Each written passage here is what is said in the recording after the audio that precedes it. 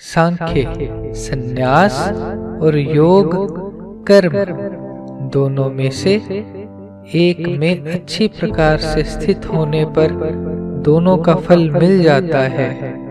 आप इस बात को अपने लिए मान सकते हैं कि प्रथम कर्म योग का साधन करके सांख्य योग का साधन करें, पर कर्म योग स्वतंत्रता से भी परमात्मा को प्राप्त कराता है।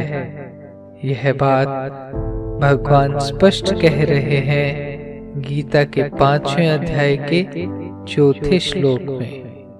एकमप्यास्थितः सम्यक् उभयो विरदन्ते फलम्। अर्थात दोनों में से एक में भी अच्छी प्रकार स्थित हुआ पुरुष दोनों के फल रूप परमात्मा को प्राप्त होता है। विचार करना चाहिए, दोनों का फल एक से मिलता है। यदि परम पद की प्राप्ति केवल सांख्य योग का फल है, तो कर्म योग का फल सांख्य योग कैसे रहा? दोनों में से एक चाहे जिसमें स्थित हो जाओ, यह कहना फिर कैसे उचित रहा? बात यह सिद्ध होती है, दोनों साधन है, फल दोनों का एक है। आगे गीता जी में कहते हैं, गीता के 13वें अध्याय के 24वें श्लोक में, ध्यानेनात्मनि पश्यन्ति केचिदात्मानमात्मना अन्य सांख्येन योगेन कर्मयोगेन चापरे। अर्थात हे अर्जुन, उस परम पुरुष परमात्मा को कितने ही मनुष्य तो शुद्ध हुई सूक्ष्म बुद्धि से ध्यान के द्वारा हृदय में देखते हैं, तथा अन्य कितने ही ज्ञान योग के द्वारा देखते हैं, और अन्य कितने ही निष्काम कर्म योग के द्वारा देखते हैं। सांख्य योगी के लिए तो कर्म योग का साधन करने की बात कही है गीता के 5वें अध्याय के 6ठे श्लोक में। संन्यास तो महाबाहो दुःखमाप्तु मयोगतः योग युक्तो मुनिर्ब्रह्मा न चिरेणाधिगच्छति। अर्थात परंतु हे अर्जुन, निष्काम कर्म योग के बिना संन्यास अर्थात मन, इंद्रियों और शरीर द्वारा होने वाले संपूर्ण कर्मों में कर्तापन का त्याग प्राप्त होना कठिन है, और भगवत स्वरूप को मनन करने वाला निष्काम कर्म योगी पर ब्रह्म परमात्मा को शीघ्र ही प्राप्त हो जाता है। योग युक्त पुरुष तो सीधा ही प्राप्त हो जाता है, नचिरेण अर्थात शीघ्र ही।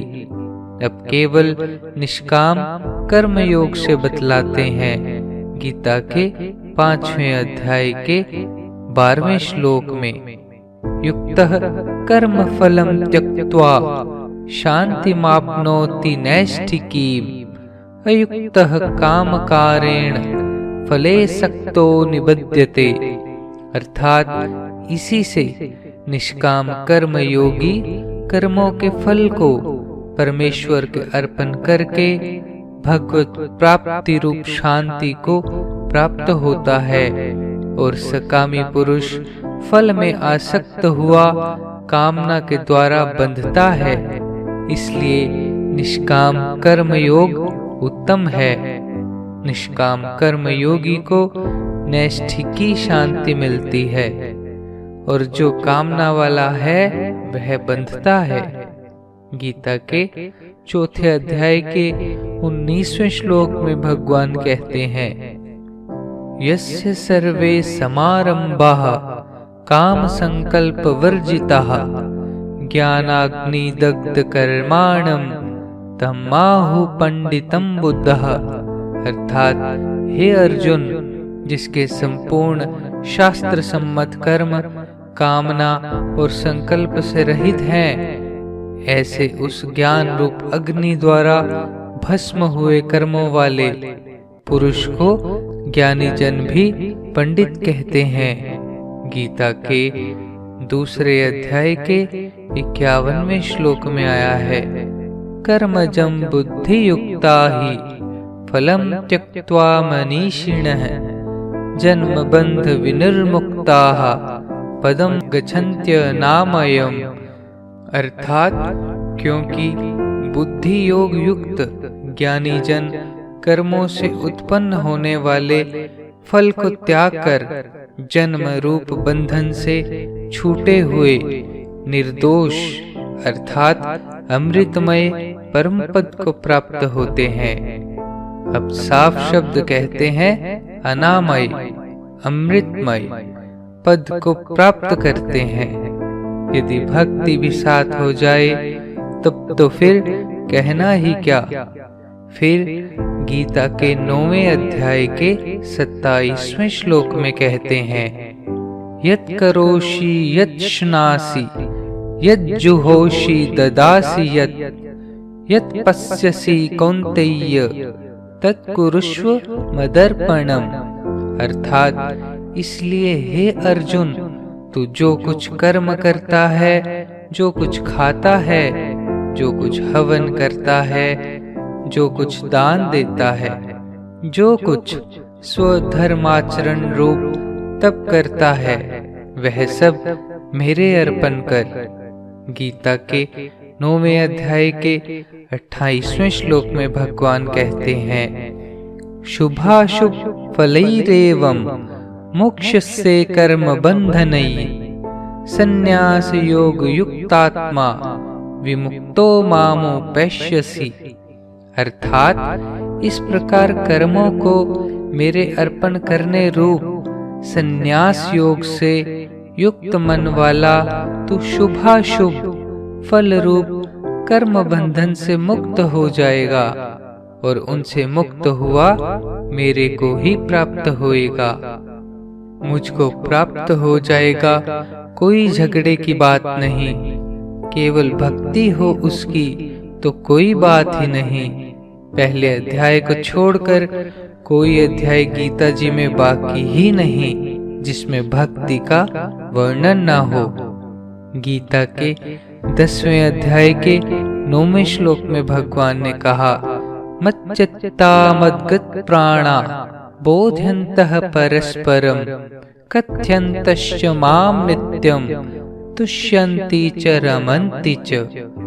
अर्थात वे निरंतर मेरे में मन लगाने वाले और मेरे में ही प्राणों को अर्पण करने वाले भक्तजन सदा ही मेरी भक्ति की चर्चा के द्वारा आपस में मेरे प्रभाव को जनाते हुए तथा गुण और प्रभाव सहित मेरा कथन करते हुए ही संतुष्ट होते हैं और मुझ वसुदेव में ही निरंतर रमन करते हैं।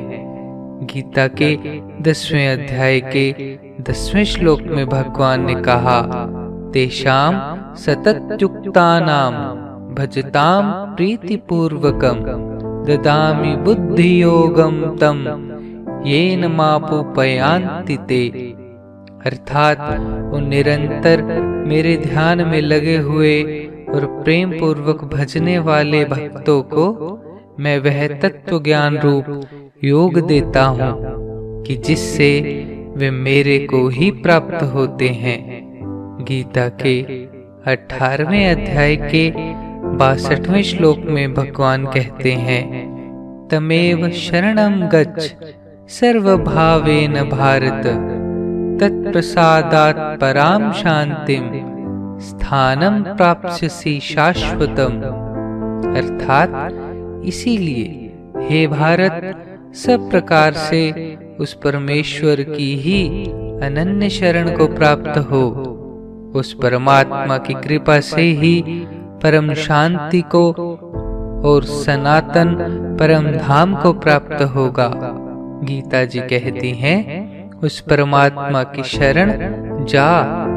शेष में भगवान कहते हैं गीता के 18वें अध्याय के 65वें श्लोक में, मन्मना भव मत भक्तो मद्याजिमां नमस्कुरु मामे वैश्यसि सत्यं ते प्रतिजाने प्रियोऽसि मे।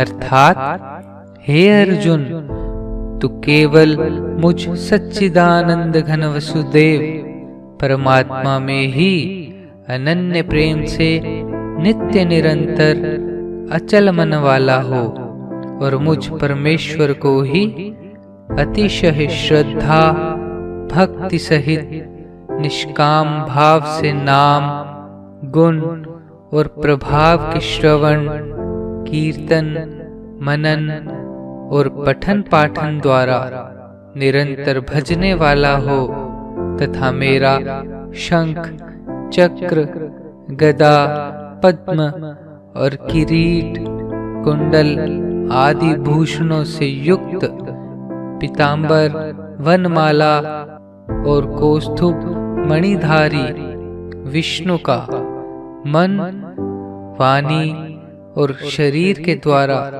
सर्वस्व अर्पण करके अतिशय श्रद्धा, भक्ति और प्रेम से विहलता पूर्वक भजन करने वाला हो और मुझ सर्वशक्तिमान विभूति, बल, ऐश्वर्य, माधुर्य, गंभीरता, उदारता, वात्सल्य और सुहृदता आदि गुणों से संपन्न सबके आश्रय रूप वसुदेव को विनय भाव पूर्वक भक्ति सहित साष्टांग प्रणाम कर।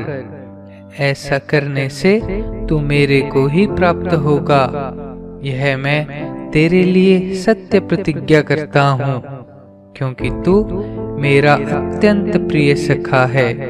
गीता के 18वें अध्याय के 66वें श्लोक में भगवान कहते हैं, सर्वधर्मान् परित्यज्य मामेकं शरणं व्रज अहं त्वा सर्व पापेभ्यो मोक्षयिष्यामि मा शुचय।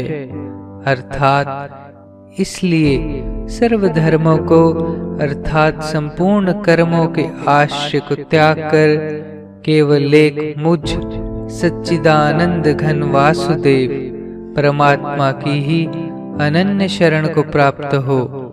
मैं तेरे को संपूर्ण पापों से मुक्त कर दूंगा, तू शोक मत कर। भगवान साफ कहते हैं, भक्ति से सब कुछ हो सकता है, जो चाहे सो मिल सकता है। भगवान गीता के 11वें अध्याय के 54वें श्लोक में कहते हैं, भक्त्या त्वनन्या शक्य अहमेव विधोर्जुन ज्ञातुम द्रष्टुम च तत्त्वेन प्रवेष्टुम च परंतप। अर्थात परंतु हे श्रेष्ठ तप वाले अर्जुन, अनन्य भक्ति करके तो इस प्रकार चतुर्भुज रूप वाला मैं प्रत्यक्ष देखने के लिए और तत्व से जानने के लिए तथा प्रवेश करने के लिए अर्थात एक ही भाव से प्राप्त होने के लिए भी शक्य हूँ।